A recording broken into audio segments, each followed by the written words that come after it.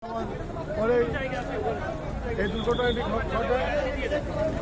ঈদুল ফিতর দিন থেকে আজ পর্যন্ত তিনটি সড়ক দুর্ঘটনা হয়েছে।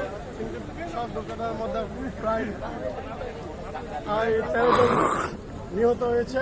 3 দিনের ব্যবধানে 13 জন নিহত হয়েছে।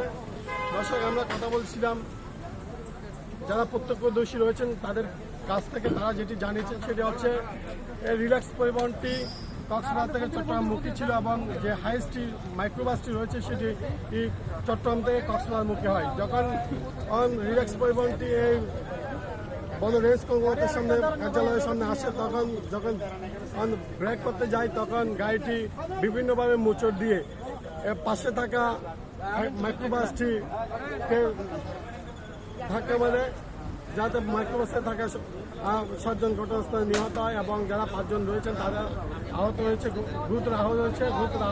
যারা আহত হয়েছে তাদেরকে বিভিন্ন বেসরকারি হাসপাতালে ভর্তির জন্য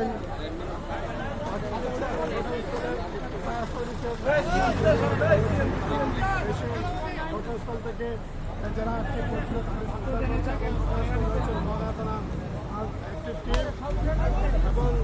এবং একটি টিম ঘটনাস্থল মাত্র পৌঁছেছে। দর্শক, আমরা এখন কথা বলছি লোহাগড়া উপজেলার 34 ইউনিয়নের জাঙ্গালিয়া নামক